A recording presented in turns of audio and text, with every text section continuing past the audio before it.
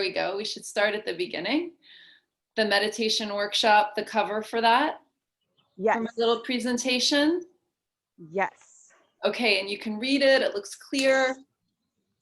Absolutely. I'm so impressed with myself moving into the 21st century. It's trying, right? Okay. So great. Thanks for coming. Now I want to mute you. So hold on 1 second. Oh, here's this more thing that I've been looking for. We'll play with that later. So now how do I go? Oh, mutes and mute. Okay, great. So thank you for joining me for the workshop. And I know Jana's already signed up for the training, which is great, but you'll get a little preview and you'll get a little information right now. So keeping it sort of basic, but talking about some words that maybe you've heard before and trying to give you a little bit more background on them. So if you don't know about me, I'm just going to tell you a couple of things. My passion is really helping yoga teachers and healers stay creative, inspired, and connected using ancient practices and modern day tools. And I really love to help yoga teachers. I love to support them so they can really shine and really teach what sets their heart on fire. One of the things, obviously, that sets my heart on fire is teaching pranayama and meditation. I actually worked in publishing in New York City for 7 years before I was teaching yoga. And as Jana, we were talking about, I did my training with Alan Finger of Ishta Yoga. He is a yoga master. He is just a wonderful, wonderful teacher. And I got laid off. I was laid off from my job in publishing the day after I finished my yoga teacher training. So when I went to yoga teacher training, it was because something was happening within me in yoga class that I couldn't understand or explain. And it was much greater than what happened to me in other workouts. Other workouts made me feel good, like I felt good when they were finished, but there was something about the yoga practice. I really needed to know what was happening. So I decided to go and do a teacher training. And I ended up at Alan's studio, basically because at the time they were the only studio that did yoga teacher training on the weekends, because this was like 20 years ago. So the things were structured, things were structured a little differently. I had no desire to teach. I just wanted to learn what was going on. I always liked being in school. I always liked being a student. But the day after I finished, I was laid off from Random House. So I said, wow, well, somebody kind of gave me a big push in a direction. Like I had permission now to do something different that I might not have had the sort of courage to make that decision on my own. So I started teaching and I loved it. And I was teaching at that time mainly asana, mainly vinyasa, move, chaturanga, up dog, down dog, as many times as you could do it. And although I would talk in class about the benefits of pranayama and meditation, I was struggling with it on my own. So I get it if that's a struggle for you. I know how challenging it is to commit to your practice because it's really hard to get quiet. It's so much easier to be distracted and get involved with what's around you and sort of the drama that's around you, right? But to go in and really look can be really uncomfortable and challenging for people. And I definitely talk about that as well. It's not all like rainbows and unicorns, right? But when I decided to settle in and do it, it was really life-changing for me. And it's not that all of a sudden light was shining on me wherever I went, but I started to notice small things in just how I would respond to things during my day, how I looked at the world, and how I saw other people, and my compassion grew. But also, what's funny is there's that balance of being open, but also having your boundaries to keep yourself safe. And we need those. We need both of those things. We need to find that balance. And that's what I was really finding was happening in my life. So I did 500-hour training with Ishta Yoga. I've done training with Janice Clarefield for prenatal training. I've done Judith Lassiter's Relax and Renew training. I've studied with Rod Stryker and Sean Korn. Those were some of my favorites. I think it's really important to always be a student. So I'll give you 2 tips to teaching meditation later. But my third tip would be just always be a student. Just always be open to learning and just expanding where you are as a teacher and as a student. And like I said, I love teaching this. I know the benefits, and because they're authentic to me, I feel like I can really teach them and share them in a way that resonates with beginners all the way up, to people who have a more steady and committed practice. So today we're going to talk about me and you. So I know Jana, I know Lisa. We're going to talk about some benefits, some simple tips on how to begin and how to help students begin. We're going to just talk about what Kriya Yoga means and Kriya techniques. And then I'm going to do a technique with you today, a Kriya technique with you today.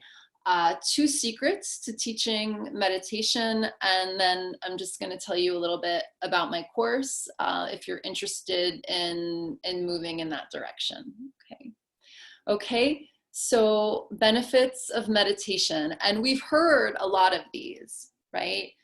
It aids in focus. It can assist people with anxiety, anger, and managing emotions.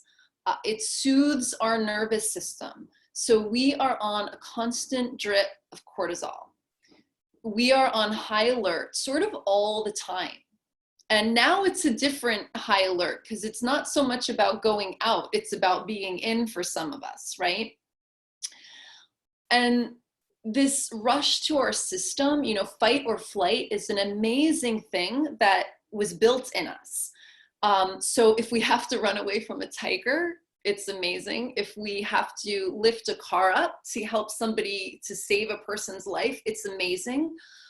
But what's happening to our system is that those are meant for dire circumstances. That's meant for dire circumstances. And what's happening with us is we're kind of just on this slow drip, like, ooh, did I do this?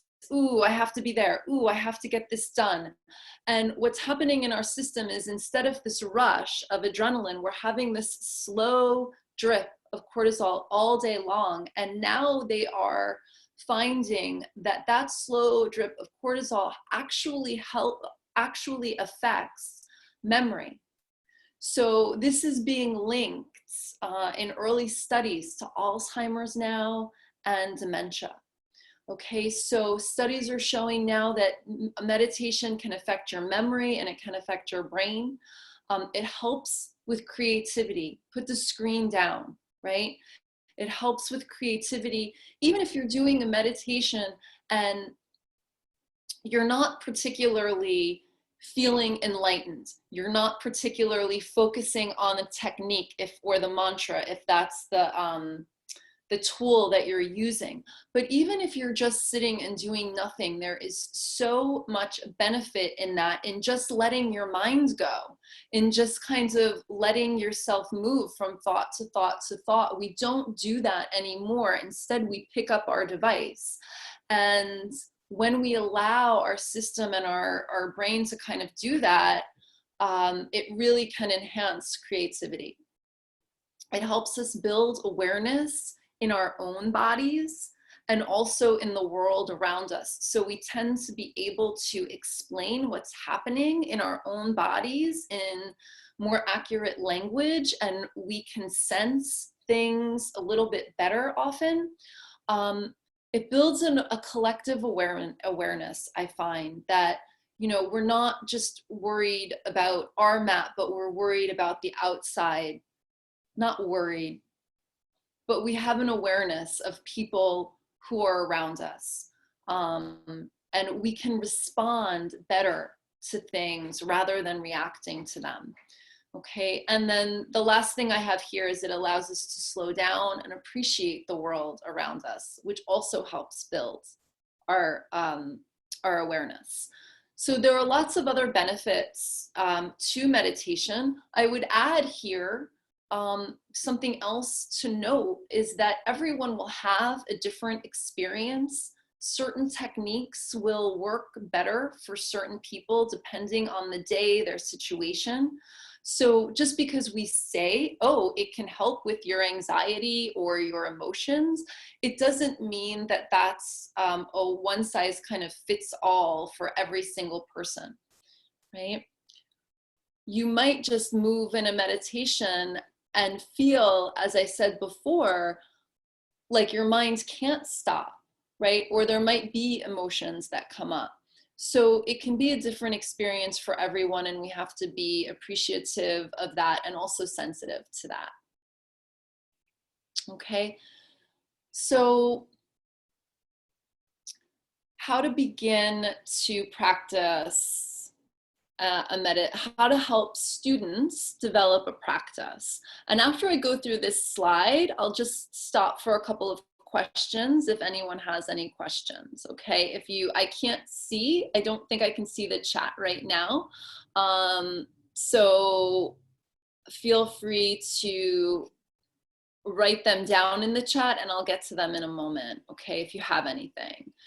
So just a couple of things here. We could talk a lot about different tips and what works for different people.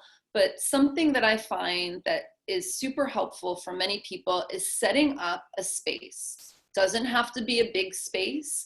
Okay, I kind of have my space now because I'm teaching at home, but my space before was smaller in a corner. And it's where I would, you know, where I would have my meditation practice every morning.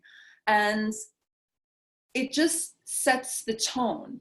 You know, it's all about, in some respects, creating this ritual that we want to go back to. And I mean, now everything is different. And the traditions and the rituals that like we might have had, maybe you went to a church service every week, or maybe you saw your family in a big gathering.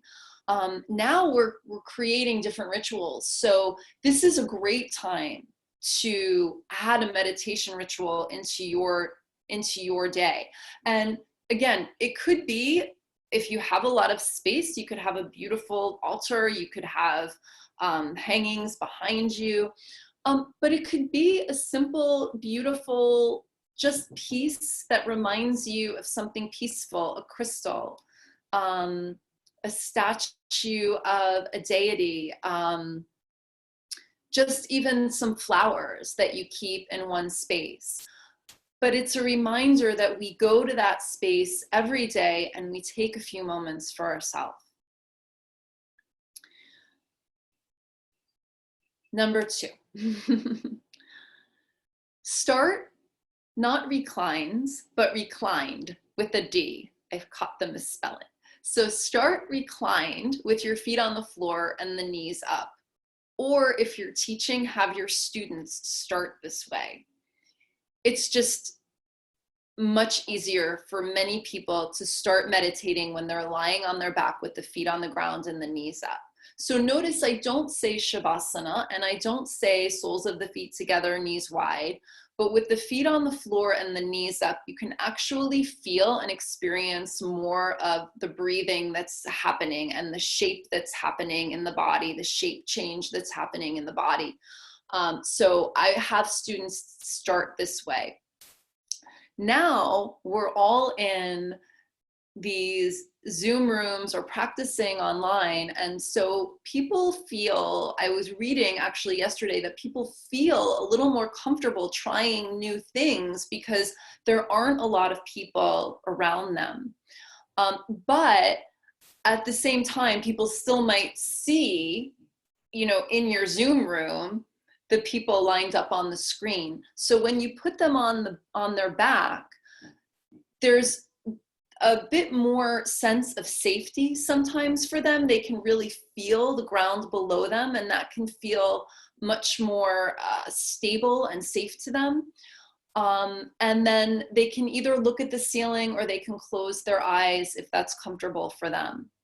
And it's just an easier way. So notice I'm not telling you to bring them on their back and do really intricate meditation techniques with them. This would be to just start them noticing their breathing, start to get them to slow down, and start with some simple breathing techniques. So again, keep it simple.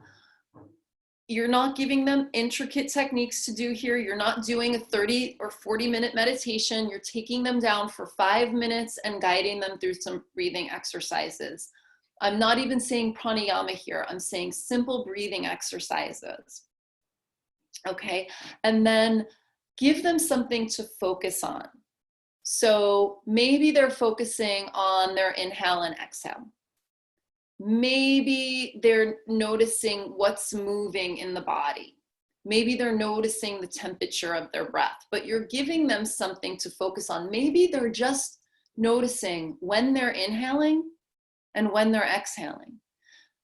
And sometimes when we get so far away from our first yoga class, you know, we can forget that there are so many people who never just notice what the difference is in their breath when they're inhaling and when they're exhaling. So sometimes I'll say to people, I'm inhaling now and I'm exhaling now. And that's the mantra. And that might be enough for them. Again, begin with just 3 to 5 minutes. And then the other thing, because 3 to 5 minutes is just a good amount of time. Sometimes it might seem too long for certain people, believe it or not. So if you can start with 3 to 5 minutes, that's 3 to 5 more minutes than what they're doing.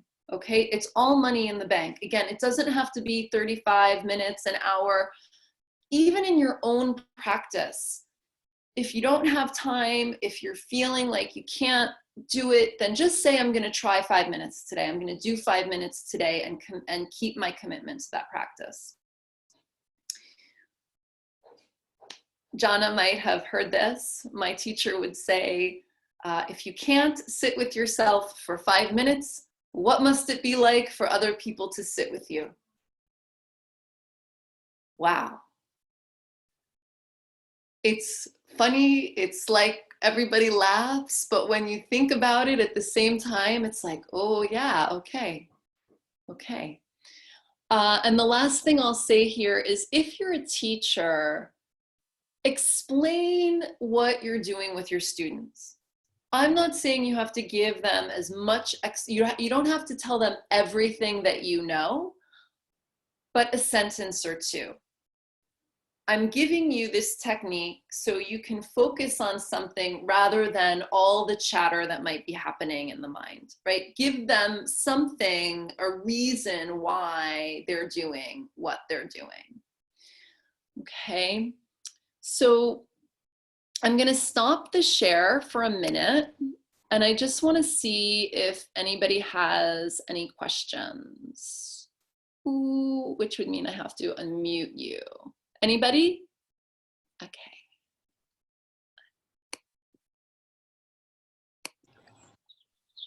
Go ahead. Go ahead, Lee. Sorry. Oh, did Jana have a question too? No. Go ahead, Lisa. Sorry, I was okay. Sorry. It's Yeah. okay, no problem. No problem. Yeah, I wanted to ask a question. I mean, I think with the lying down, it does make it easier because it could still be a sacred space even if it's in your bed. But if you had any just like suggestions on how to create a sacred space mentally or emotionally when you do not have the ability to create a sacred space physically, just because I think about like trying to encourage people to do just a couple of minutes, 2, 3, 5 minutes. So I don't know if there's anything that you just like a one-off, Like or if they don't have, like they can't create a sacred space physically. There just is okay. no way for them to carve it out, but like just a way for them to still create that mentally So or anything, I find, like I said, it doesn't have to be, it does not, it could be on your nightstand next to your bed.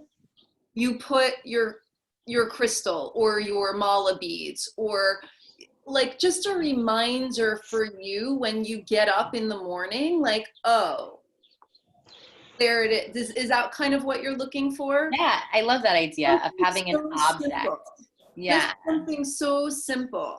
It again, you know, it's, I have this here because I'm teaching all day, but I'm in a 1-bedroom apartment with my husband and 2 cats. And all I had, I mean, you think I had this elaborate, you know, I had a little setup where I had my computer in case I was doing lectures, but it was really just this little thing.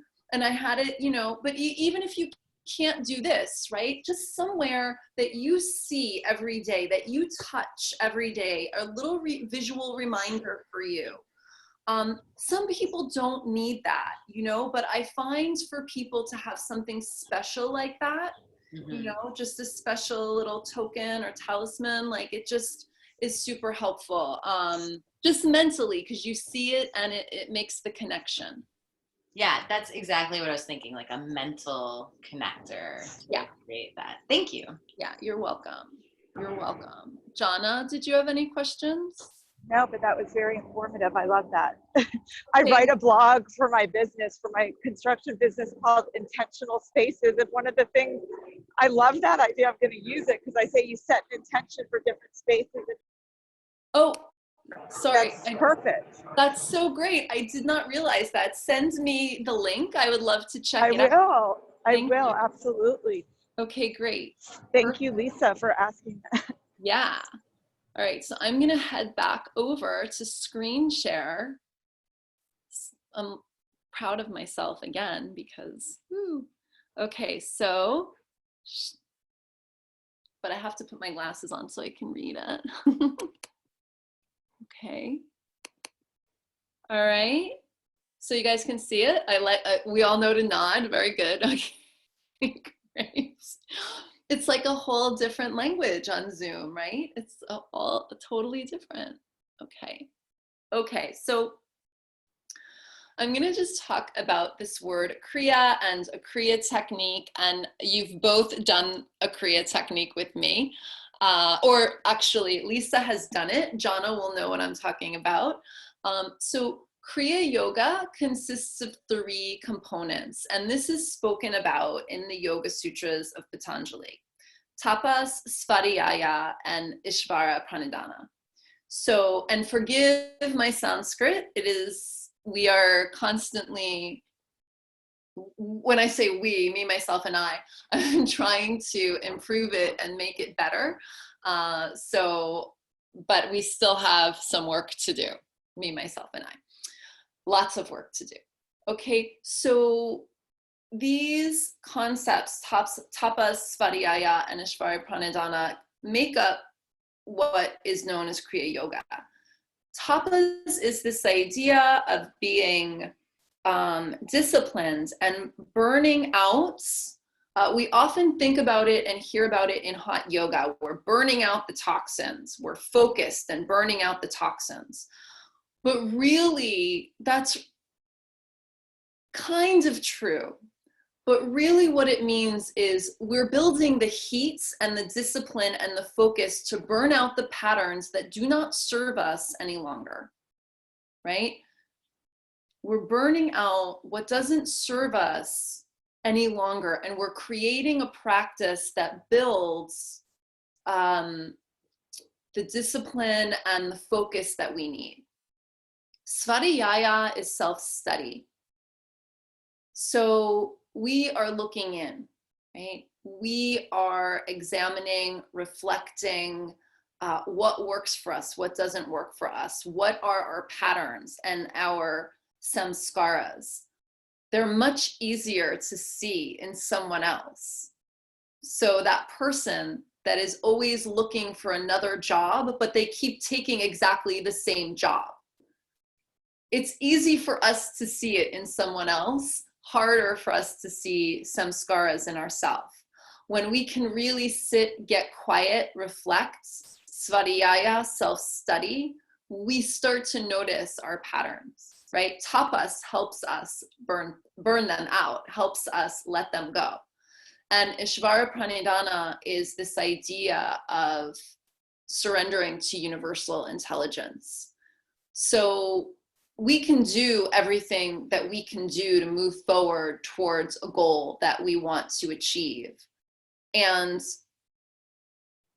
when we meet the end result, many times the end result is not what we had intentioned. It's not what we had actually planned. And so can we surrender a little bit and to the results of what actually happened when we moved, when we tried to maybe move in a direction or we set a goal. It's this idea that we play a part and the universe plays a part. And the universe usually has a little bit more of a say in working out our karma than we do, right? So it's allowing ourselves to move through our karma in a way that we might not have thought about or that we might not have intended, okay? So Shat Kriya are also, Shat Kriya are cleansing techniques. So in the Hatha Yoga Pratipaka, these techniques are written about and talked about to help you eliminate toxins from the body. So one example is a Neti Pot, okay? We still use those today. The other ones are a little more extreme. You're putting things down your nose and your throat. It's a little bit more personal. So you can go and read about these if you're interested. If you really wanted to do them, you would have to find a teacher that do not do them on your own. Find someone that really knows how to guide you through these techniques. A lot of times, from how I was taught, you can get a lot of the same benefits from pranayama and energetic kriya techniques and meditation, okay? But just to let you know what that word is, so now we're going to move into the kriya that we're just going to do a little bit of today. So we're not meditating, we're going to do sa-hum rather than hum-sa. Okay, so the hum-sa kriya directs consciousness into the spinal column, the central cord of intelligence and awareness, and the central channel of energy in the body. So in yoga, we would say Sushumna Nadi, okay? You might know what that is. You might not quite know what that is, that's okay. But just for right now, it moves energy into this central line of our body, okay?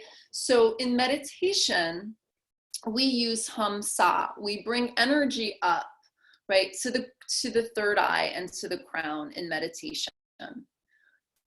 But if you've ever meditated or if you've ever tried to meditate, sometimes, or you might hear people talking about meditation and feeling a little spacey after.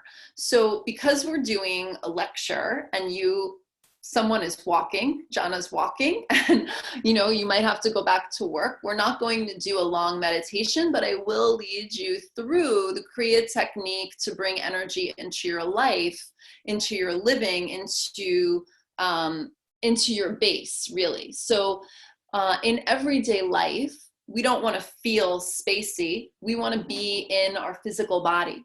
We want to be in our base. We want to be in the first couple of chakras. We want to be able to feel the ground below us.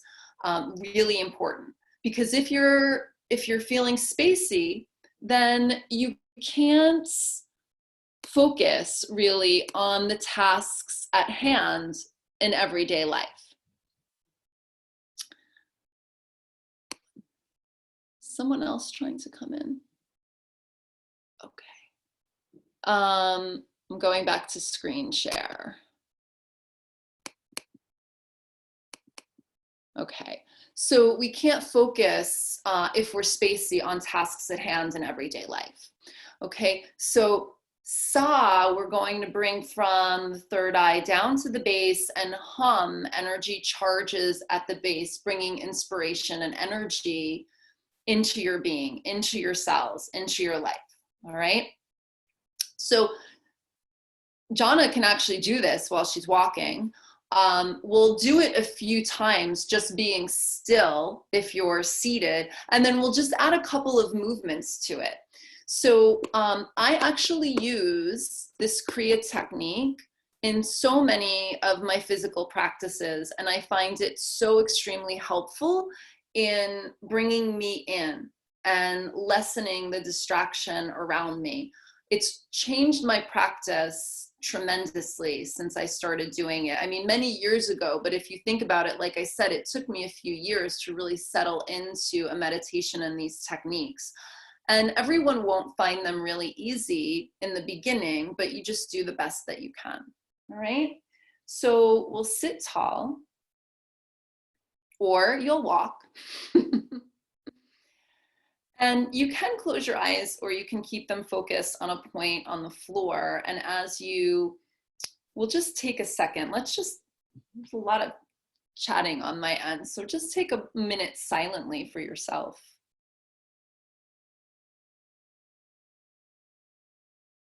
Start noticing your inhale and your exhale.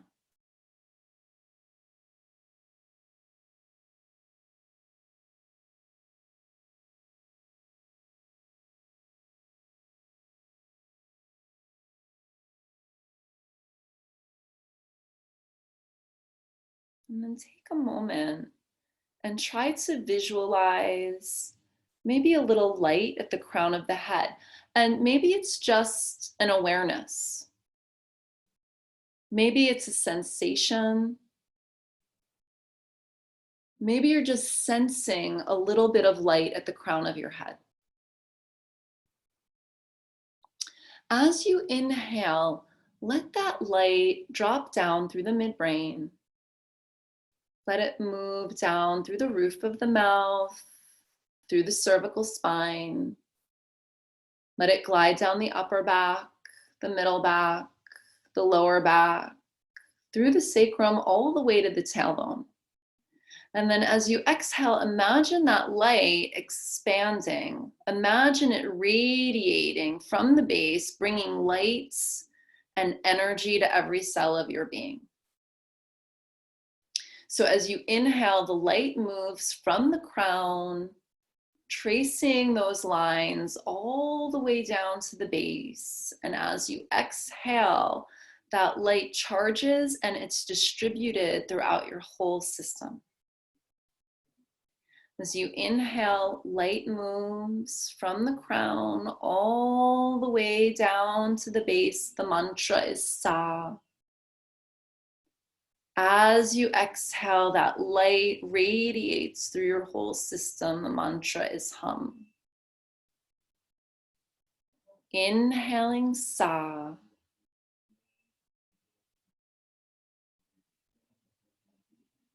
And exhaling Hum.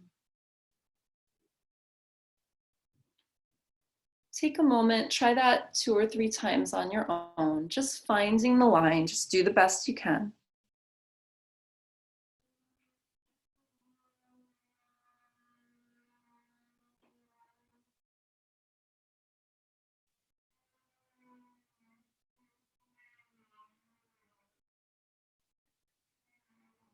And then if it's possible, start bringing the fingertips out to the side. And as you inhale, you'll reach the arms up by the ears. Just a really gentle movement. Sa moves from the crown to the base. As you exhale, release the fingertips back down. Hum, energy charges, sending inspiration through your system. Inhale, arms reach up. Sa moves down from the crown all the way to the base. And as you exhale, hum, release the fingertips back down to the ground. Try one on your own.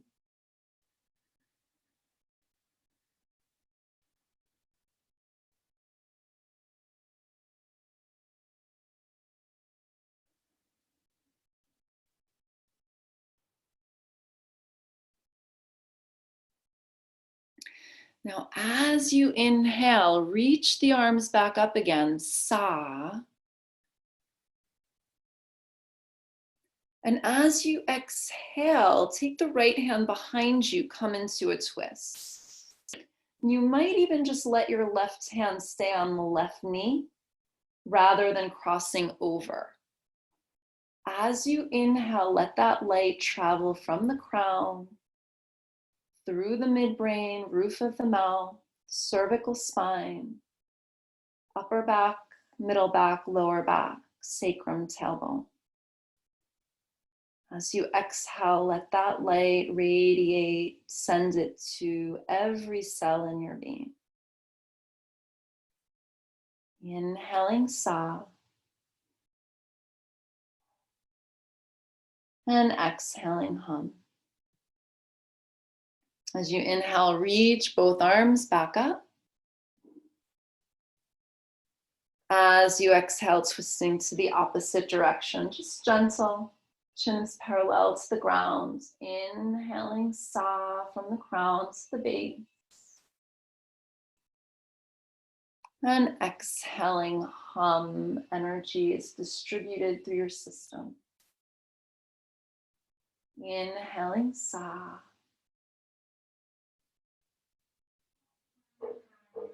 And exhaling hum.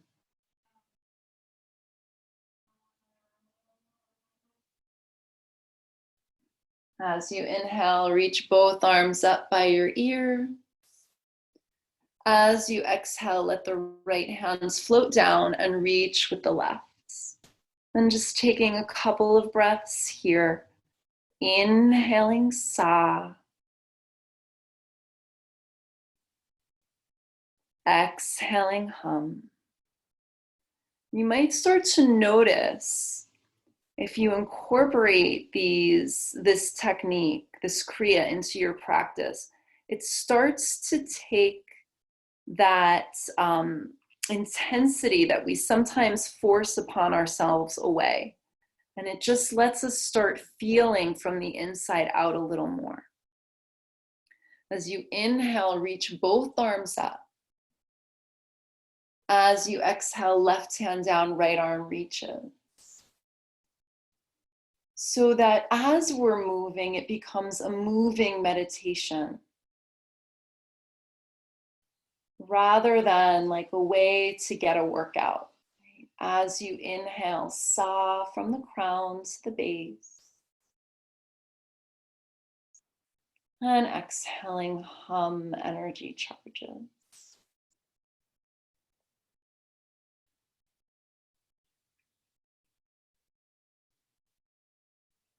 Inhale, both arms reach up. As you exhale, let's just bring the hands to the heart, bringing the hands to Anjali Mudra. Just take a moment and observe how you feel after that technique.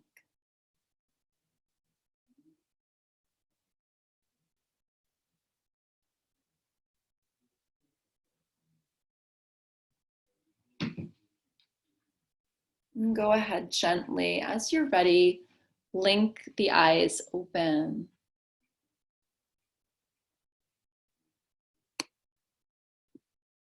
Great.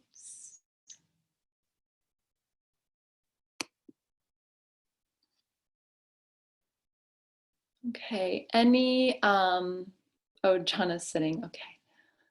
Any quick comments about the practice?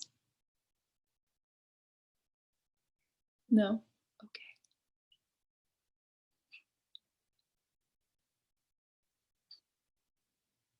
Loved it. Oh, thanks, Jana. So, you know, it just goes to show you that took us not very long to do. And to just be able to incorporate a few minutes into your day can just really alter so many things. Is it going to change everybody around you and make them the way that you want them to be? No. But it will change how you sometimes respond to what's in front of you. And it will maybe, for me, I can speak, lessen the intensity that I used to bring to everything, right? Okay, so let's go back to screen share. Okay, so my 2 tips, my 2 secrets for teaching meditation. And I think this goes for online, in person, in recordings, all of the above. The practice needs to be authentic to you. If it's not authentic to you, it will not resonate with your students. If you don't practice it, your students are not going to want to practice it. They will be able to tell. They might not be able to articulate it. They might not know why it doesn't feel right, but it's not going to feel right. So it needs to be authentic to you. Does that mean you need to see light and unicorns all the time and love the technique and do it every day? No, but you need to have an experience of it. I compare this to like teaching a handstand. Do you have to be able to do a perfect handstand to teach it? No, but you have to have an experience of it. Maybe you start on all fours. Maybe it's downward facing dog. Maybe it's L shape, but you have an experience of a shape of handstand, of the shape, right? And then the other thing is to leave space. So often the biggest thing I find in the programs that I teach, whether it's online or in person, when I was teaching meditation trainings in person as well, when we would practice teach, we would try to get all of the information in, and then there would be no space for the student to actually experience the technique. So it's really important to not just teach it to them, but then to be able to be quiet. And I think for many teachers, it brings up that uncomfortableness with silence. How could I just let it be quiet for 2 minutes?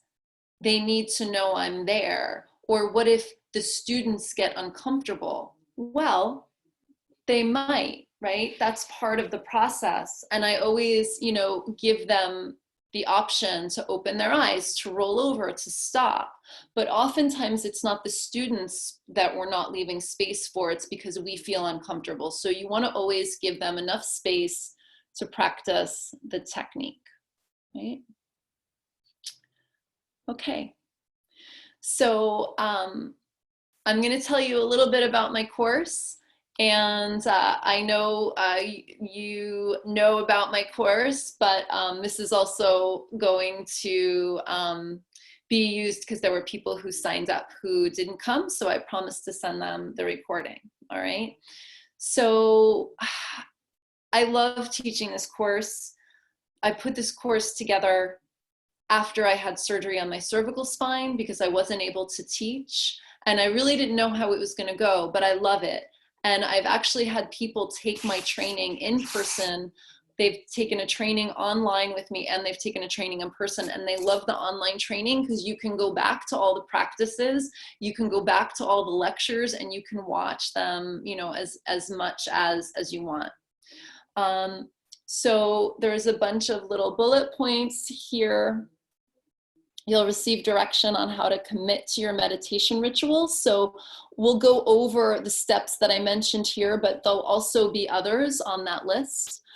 Be introduced to anatomy of the subtle body and learn how and why it affects your practice. So we'll talk more about that Kriya technique, but also we'll start with subtle body, with the nadis, and why we're doing these practices and what the subtle body is.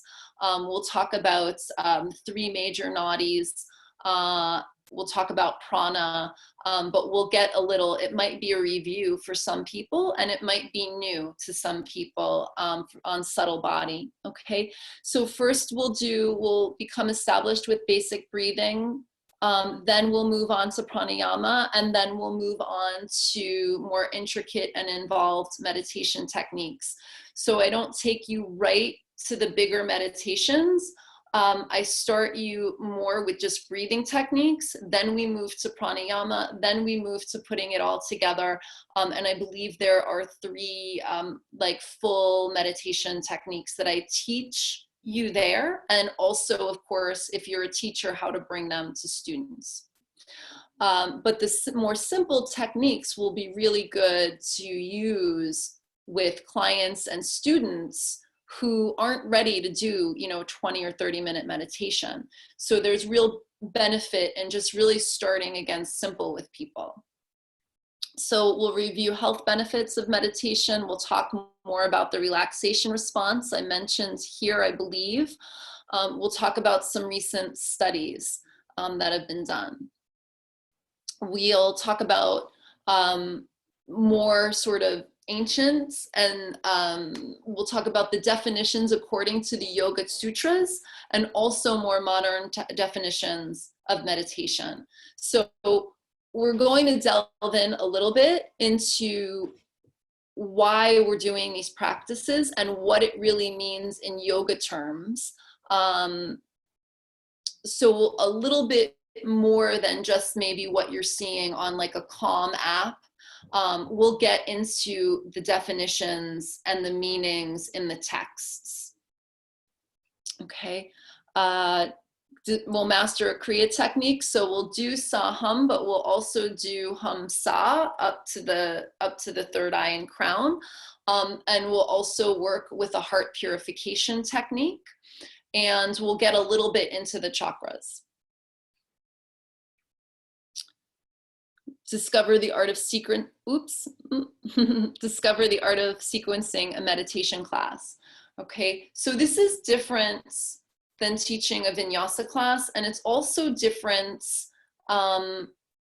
as far as teaching online, leaving space, cadence, how much to give, how much to hold back, right? So we'll talk about how to put it together, how to sequence it, how to teach it.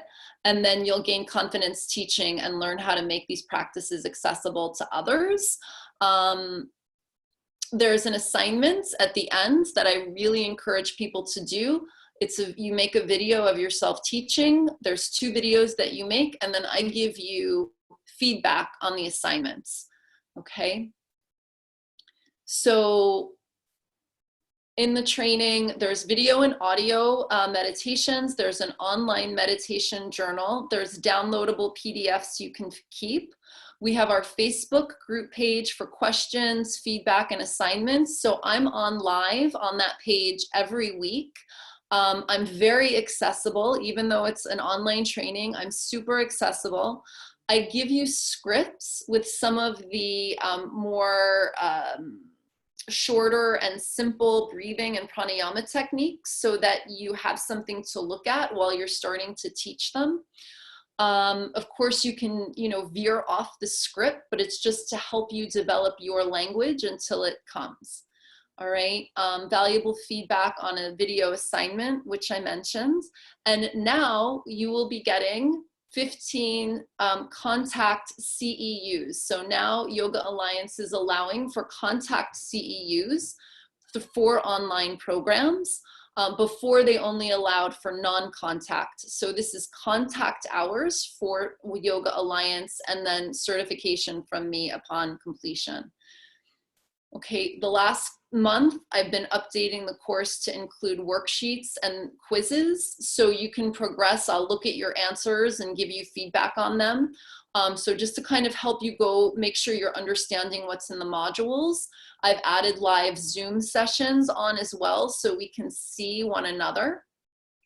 And sometimes that's really valuable for people, and sometimes they just shut their video off, right? But I want to give that option because now this is really how we're meeting, and it's nice to have a dialogue. But we'll do that probably either once or twice a month, a Zoom session, and then every week I'll definitely be on Facebook Live to answer any questions that are there. If you can't make the session that I'm doing, I record it and I post it, so you ask your question, I'll answer it, and you can get the answer at another time that's convenient to you.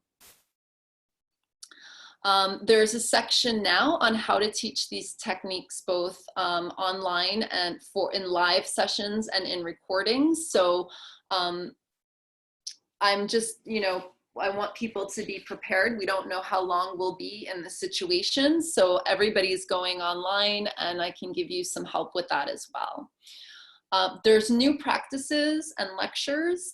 I'm going to be, or I've already actually added an extra simple breathing technique. And I've also added to some of the lectures as well.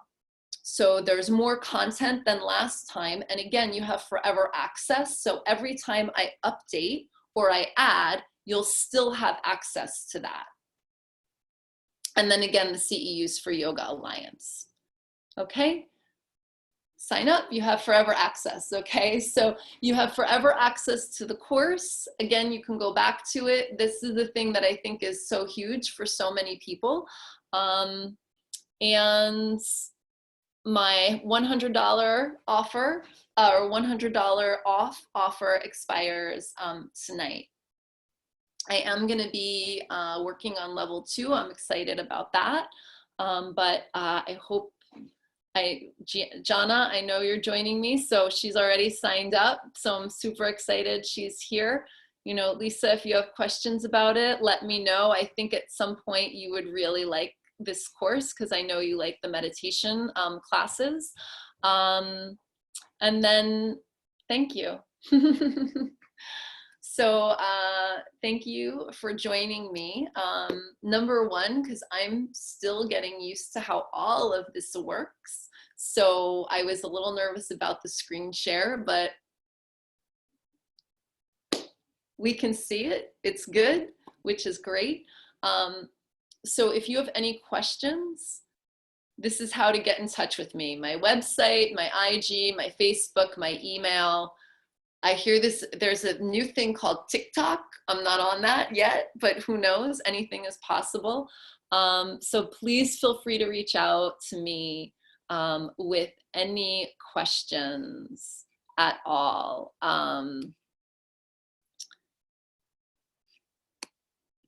Great. Yeah, so thank you. And you have any questions, let me know. I'm trying to get out of the share. And meditate daily. Again, even if it's 3 to 5 minutes, just really try to do it. And if you have questions about meditation, let me know as well. Okay, thanks, April. Okay, I'm going to